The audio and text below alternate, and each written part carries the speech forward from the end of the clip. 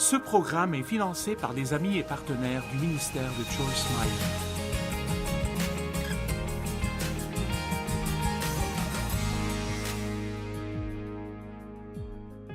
Merci de vous être joints à moi aujourd'hui sur Vivre pleinement votre vie de tous les jours.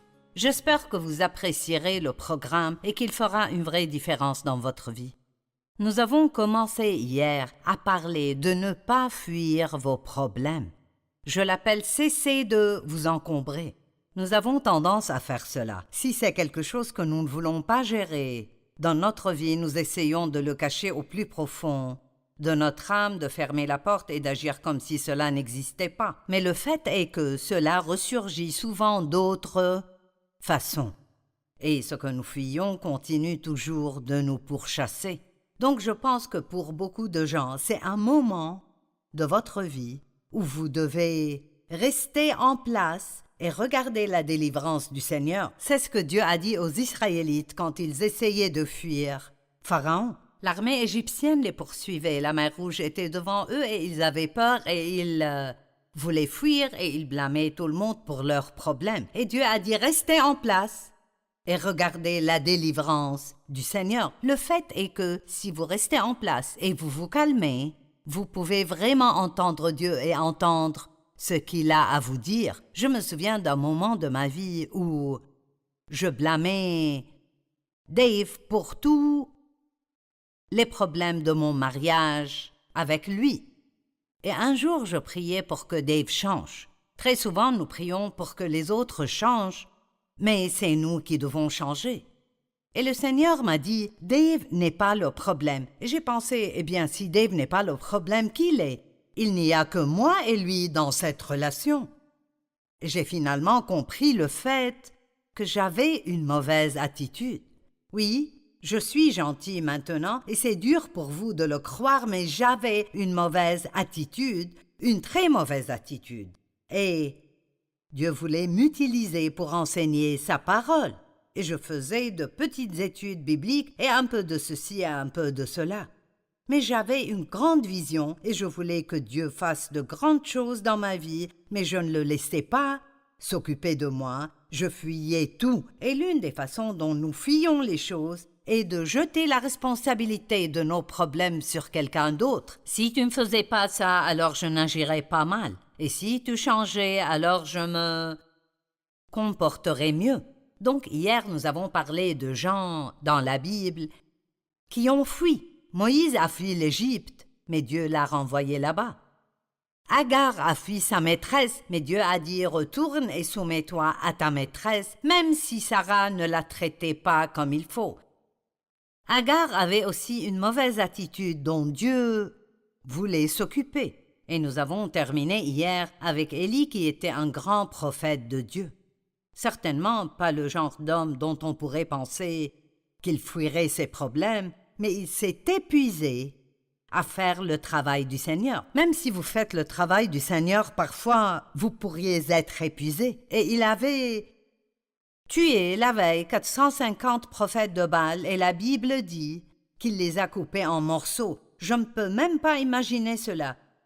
Et il était épuisé. Et quand vous êtes trop fatigué, trop épuisé, vous ne pensez pas bien. C'est difficile d'avoir la foi quand on est comme ça. Et quand Jézabel a entendu parler de ce qu'Élie avait fait à ses prophètes, elle a menacé Élie et a dit qu'elle allait le tuer. Et la Bible dit qu'il s'est enfui dans le désert et qu'il s'est assis sous un arbre et qu'il a crié à Dieu « Tu pourrais aussi bien me tuer si c'est comme ça que sera ma vie. » Il voulait mourir. Il avait une mauvaise attitude, il s'apitoyait sur lui-même. Et un ange est venu et lui a donné un repas et l'a fait prendre une sieste et un autre repas et une autre sieste. C'est intéressant quand on y pense. Il avait tous ces problèmes énormes et Dieu dit « Tu as besoin d'un repas et d'une sieste. » Et parfois, juste avant de pouvoir entendre ce que Dieu veut vous dire, vous devez vous reposer. Si vous êtes épuisé et vous êtes de mauvaise humeur et découragé et vous blâmez quelqu'un d'autre pour vos problèmes, peut-être qu'avant d'entendre Dieu, vous devez vous reposer et être prêt à entendre ce que Dieu a à vous dire. Eh bien, après qu'Élie se soit reposé, Dieu lui a dit « Qu'est-ce que tu fais ici ?» J'aime ça. « Qu'est-ce que tu fais ici ?»« Que penses-tu que tu fais ?» Et il a répondu, c'est dans 1 Roi 19, 13 à 16. Il répondit « J'ai déployé tout mon zèle pour l'Éternel. » Les Israélites ont abandonné ton alliance, ils ont démoli tes autels. Remarquez, Dieu a dit « Que fais-tu ici ?» Et il a commencé à dire à Dieu tout ce que le monde faisait de mal. Et ils ont tué tes prophètes par l'épée. Je suis resté, moi seul. Ne sommes-nous pas comme ça parfois? Je suis le seul à faire le bien. Et je ne comprends pas pourquoi toutes ces choses m'arrivent. Pourquoi ne t'occupes-tu pas de toutes ces personnes qui sont le problème? Je suis resté, moi seul, et ils cherchent à m'enlever la vie. Et j'aime ce que le Seigneur a dit. Retourne. Rappelez-vous que nous parlons des endroits desquels nous fuyons, où Dieu nous dit de revenir. Nous avons à nous occuper de nos problèmes. Vas-y, poursuis ton chemin dans le désert jusqu'à Damas. Une fois arrivé là-bas, tu consacreras Hazaël comme roi de Syrie. Tu consacreras Jéhu, le petit-fils de Nimshi, comme roi d'Israël. Et tu consacreras Élisée, le fils de Shaphat, comme prophète à ta place. Que diriez-vous de cela? Vous sentez que vous avez fait du bon travail? Vous êtes épuisé, quelqu'un essaye de vous tuer. Vous fuyez, Dieu dit retournez, éloignez quelqu'un pour prendre votre place. Parfois, les choses que Dieu nous demande de faire ne sont pas faciles, mais je vous dirai ceci. Toute personne qui obéit à Dieu, si vous obéissez à Dieu, peu importe à quel point c'est difficile, Dieu bénira votre vie d'une manière que vous ne pourrez même pas imaginer. Le dernier gars dont nous parlerons, ce n'est pas le dernier, il y en a d'autres, mais Jonas a aussi fui Dieu. Parfois nous pensons que si nous fuyons Dieu, si nous nous cachons assez longtemps, il changera d'avis et nous donnera quelque chose de plus facile à gérer. Peut-être que Dieu vous dit que vous devez pardonner à quelqu'un et que vous devez aller le bénir et être gentil avec lui. Et vous entendez sélectivement. Vous ne voulez pas entendre cela de la part de Dieu. Vous voulez une autre sélection. Et peu importe combien de temps vous attendez, Dieu vous dira la même chose parce que Dieu ne change pas d'avis. Et il est écrit dans Jonas. En fait, vous devriez lire toute l'histoire, mais ce sont les chapitres 1, 2 et 3. Jonas a fui l'appel de Dieu pour aller à Ninive. Dieu lui a dit « Va à Ninive et prêche-leur l'Évangile ». Et Jonas ne pensait pas que Ninive méritait d'entendre l'Évangile. Il s'en fichait, il ne voulait pas y aller. Ainsi, la Bible dit qu'il est allé exactement dans la direction opposée. Et je me demande s'il y a quelqu'un qui me regarde en ce moment, qui va exactement dans la direction opposée à celle dans laquelle Dieu vous conduit. Je me demande combien d'entre vous fuient Dieu et essayent de prétendre que Dieu n'existe pas, et vous vivez votre vie, et vous faites des choses que vous ne devriez pas faire, et vous pensez que vous vous en sortirez. Eh bien, le péché a des conséquences. Et on ne peut pas faire des choses qui vont à l'encontre de la parole de Dieu et penser qu'on s'en tirera sans aucune conséquence. Ainsi, Jonas a embarqué pour aller à Tars, qui était dans la direction opposée à Ninive, et une grande tempête s'est levée. Et Jonas a dit aux hommes, « Je suis le problème, jetez-moi par-dessus bord, et la tempête se calmera. » Ils ont fait cela, et un gros poisson a avalé Jonas. Vous connaissez l'histoire. Peut-être que certains d'entre vous pensent que ce n'est pas réel, mais je peux vous assurer qu'une baleine a avalé Jonas. Et alors qu'il était dans le ventre de la baleine, n'est-ce pas intéressant que parfois nous ne nous repentons pas tant que nous ne sommes pas dans des circonstances désespérées? Je ne peux pas imaginer ce que ça aurait été d'avoir été dans le ventre de cette baleine. Et le ventre d'une baleine est assez gros pour qu'un homme puisse s'y trouver. Ça ne devait pas sentir bon là-dedans. Il avait sûrement des algues enroulées autour de sa tête. Finalement, il s'est repenti, a crié à Dieu, et il est écrit que le poisson l'a vomi. Et il est retourné à Dieu. J'aime ceci. Puis la parole du Seigneur est venue à Jonas une seconde fois. Va à Ninive et prêche-leur l'évangile. Je suis désolée, mais cette histoire m'amuse. C'est juste hilarant. Il a traversé tout cela et Dieu a toujours eu exactement la même réponse pour lui. Va et fais ce que je t'ai dit de faire. Toute personne qui connaît la volonté de Dieu et la fuit aura des problèmes dans sa vie. Peut-être que je dois le répéter. Quiconque connaît la volonté de Dieu et essaye de la fuir aura des problèmes dans sa vie. Vous pouvez penser pendant un moment que vous vous en sortez, mais à la fin, il vous rattrapera. Luc 12, 47 dit « Le serviteur qui a connu la volonté de son maître, mais qui n'a rien préparé, ni n'a rien fait pour s'y conformer, sera battu d'un grand nombre de coups. » Et il ne parle pas d'être battu physiquement, il dit que vous aurez tellement de problèmes que vous ne saurez pas quoi faire. Eh bien, David était aussi un grand homme de Dieu, mais il avait des faiblesses, tout comme nous.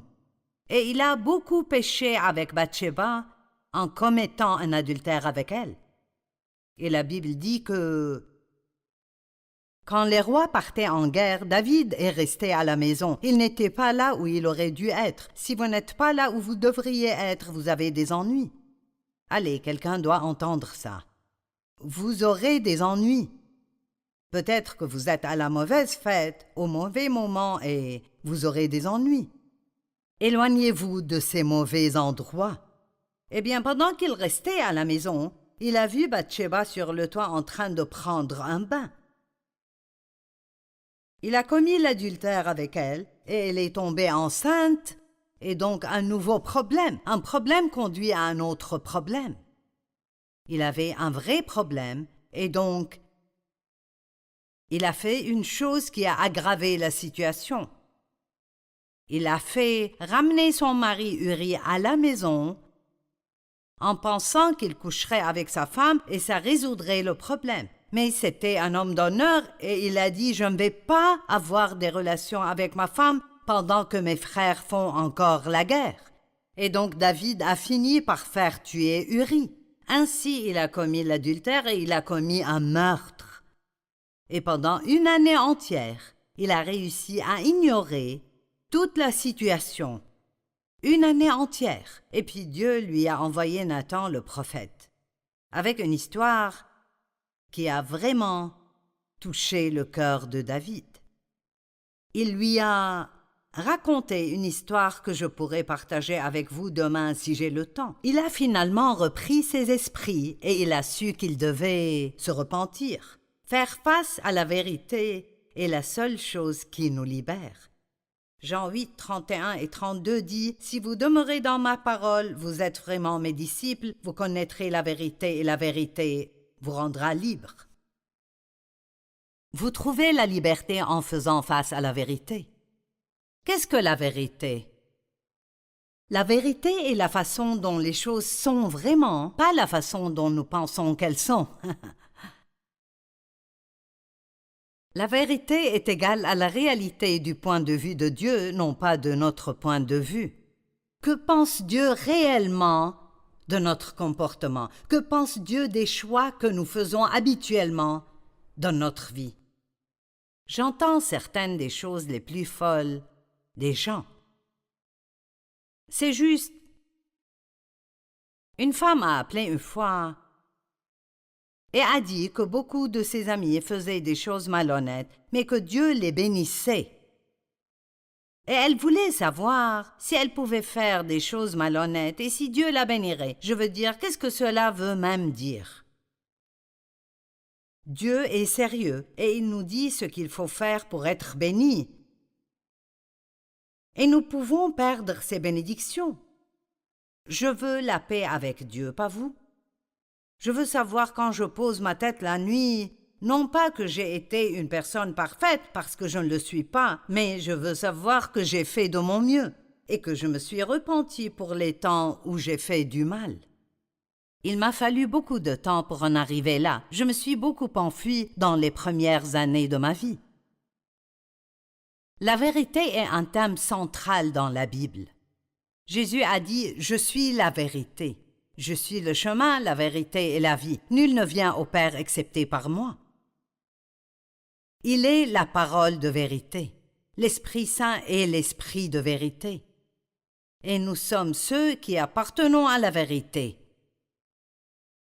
Jean 1, 14 dit « Jésus est venu plein de grâce et de vérité. » Jean 1, 17 dit « La loi a été donnée à travers Moïse, mais la grâce et la faveur imméritée et la vérité sont venues à travers Jésus, Christ. » Et j'aime ça.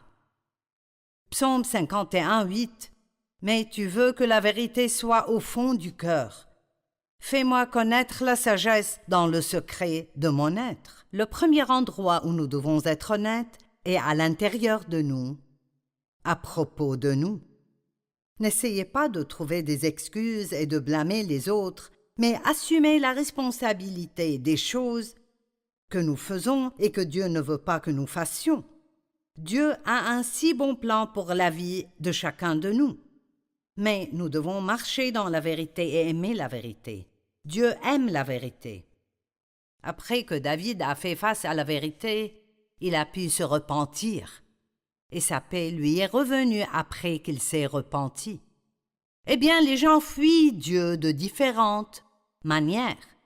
Et il y a 6 façons que j'ai décrites dont je veux vous parler. Nous en aborderons une aujourd'hui et nous en reparlerons demain. Mais l'une des façons dont les gens fuient est de trouver des excuses. Jonas a trouvé des excuses. Il ne pensait pas que Ninive méritait l'Évangile. David avait sûrement de bonnes excuses parce que il était un homme proche du cœur de Dieu. La Bible dit en fait, il était un homme selon le cœur de Dieu. Et pourtant, il a ignoré son péché pendant toute une année. Il a dû être vraiment misérable. Je vais vous raconter l'histoire. Le Seigneur a envoyé Nathan, le prophète, à David. Et David, en tant que roi, avait l'habitude de porter des jugements sur des situations. Et ainsi, Nathan lui a présenté une situation qui était une situation fictive. Mais il a dit, il y avait 2 hommes, l'un riche et l'autre pauvre. Le riche avait des brebis et des bœufs en très grand nombre. Le pauvre n'avait qu'une petite brebis qu'il avait achetée. Il la nourrissait et la considérait comme sa fille. Un voyageur est arrivé chez l'homme riche, mais le riche n'a pas voulu toucher à ses brebis pour préparer un repas aux voyageurs venus chez lui. Il a pris la brebis du pauvre qui n'en avait qu'une. Il l'a prise à l'homme pauvre. Le riche a maltraité le pauvre et a pris la seule chose qui lui restait. La Bible dit que la colère de David s'est enflammée et il est devenu fou de rage en écoutant.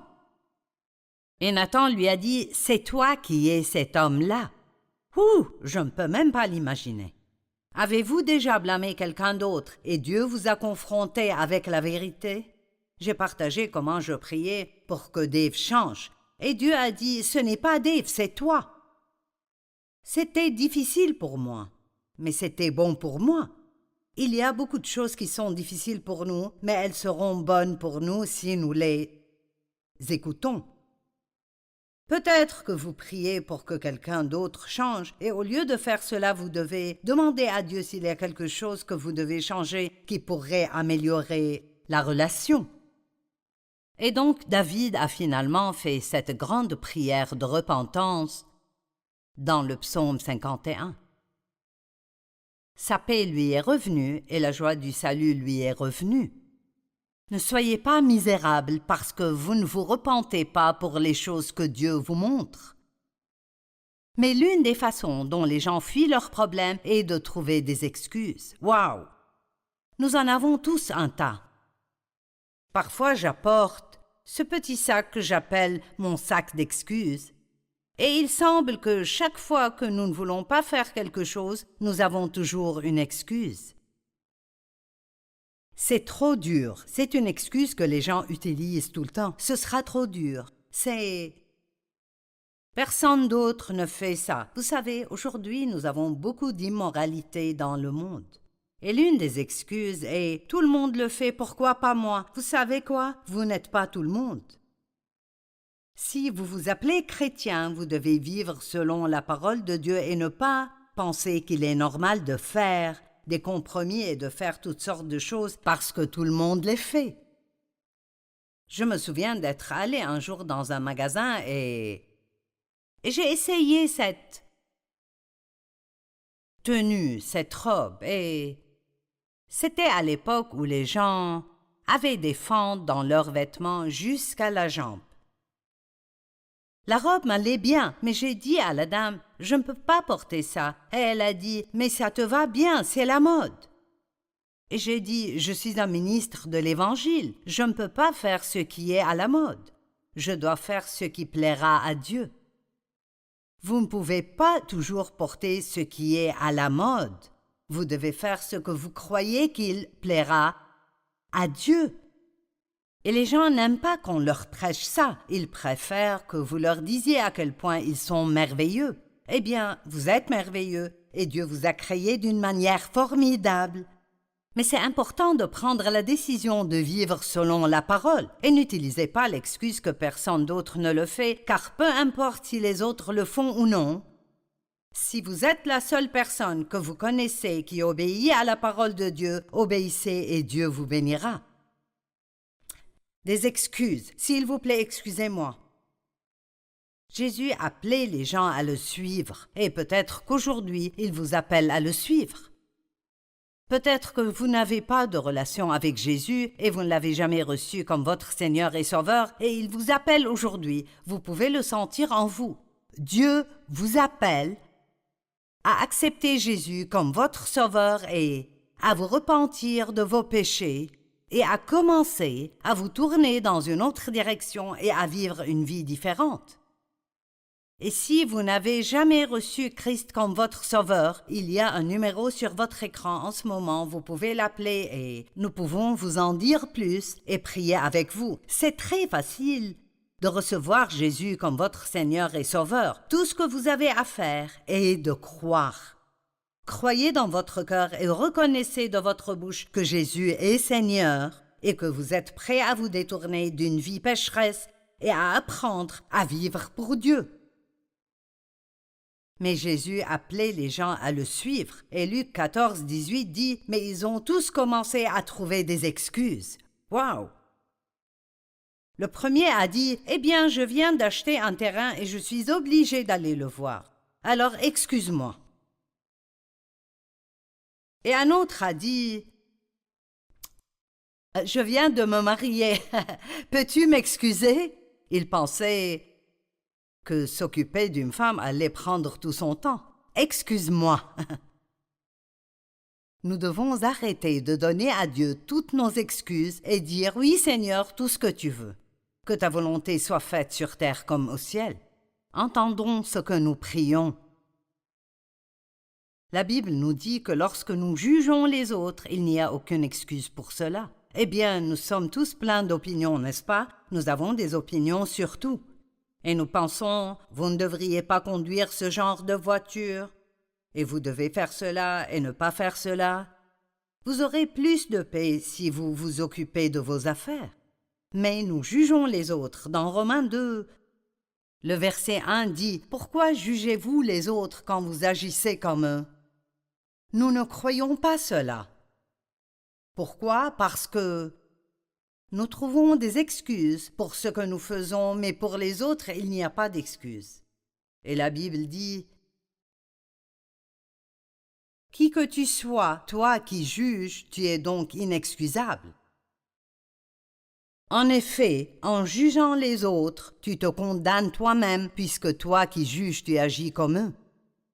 Regardons-nous bien aujourd'hui. Laissons Dieu nous examiner à la lumière de sa parole et disons « Dieu, dans n'importe quel domaine dont tu veux traiter avec moi, je veux la vérité.